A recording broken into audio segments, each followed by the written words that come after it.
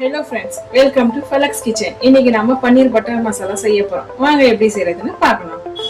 பன்னீர் butter masala செய்ய தேவையான ingredients: 1/2 table spoon மஞ்சள் தூள், 1/2 டேபிள் ஸ்பூன் ஜீரகம், 1 லவங்கம், 1 பட்டை, 1 டேபிள் ஸ்பூன் தனியாத்தூள், 1 table spoon garam masala, 1 table spoon மிளகாய் தூள், 2 table spoon tomato ketchup, 2 table spoon kasuri methi, 10 முந்திரி, 5 பாதாம், 2 காஞ்ச மிளகாய், கொஞ்சம் கொத்தமல்லி, 2 இன்ச்சு இஞ்சி, ஒரு 6 பல்லு பூண்டு, 4 பெரிய சைஸ் வெங்காயம், 6 பெரிய சைஸ் தக்காளி, நான் 200 கிராம் பன்னீர் எடுத்திருக்கேன். பட்டர். வாங்க ஃப்ரெண்ட்ஸ் எப்படி செய்யறதுன்னு பார்க்கலாம். ஒரு கடாய் எடுத்துக்கோங்க, அதுல 1 டேபிள் ஸ்பூன் பட்டர் போட்டுக்கலாம். கட் பண்ணி வச்ச பன்னீரை சேர்த்து நம்ம ஃப்ரை பண்ணிக்கலாம்.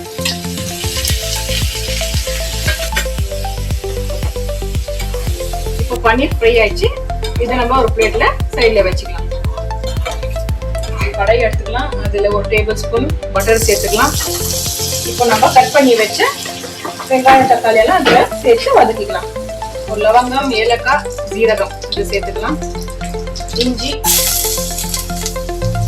பூண்டு, காஞ்ச மிளகாய், பாதாம், முந்திரி சேர்த்துக்கலாம். கட் பண்ணி வச்சு வெங்காயம் சேர்த்துக்கலாம்.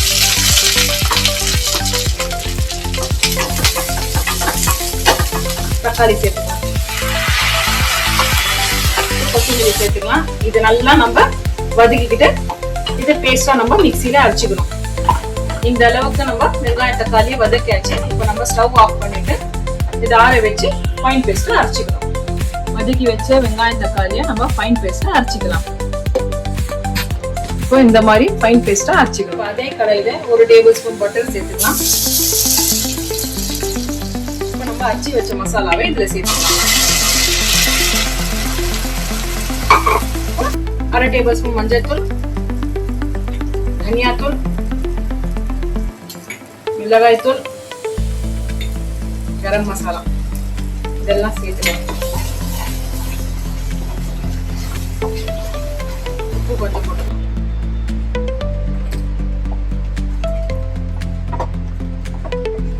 டொமேட்டோ சாஸ் சேர்த்துக்கலாம்.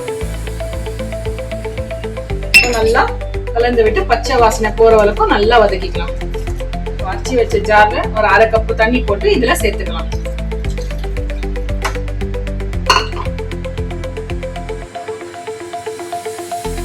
கொதி வர வரைக்கும் நம்ம ஒரு மூடி போட்டு மூடிடலாம்.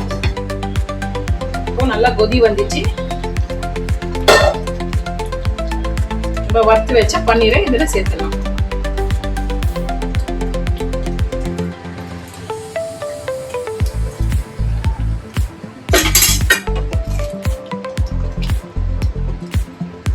இதுல கசூரி மெத்தி இதுல லாஸ்ட்ல சேர்த்துக்கலாம்.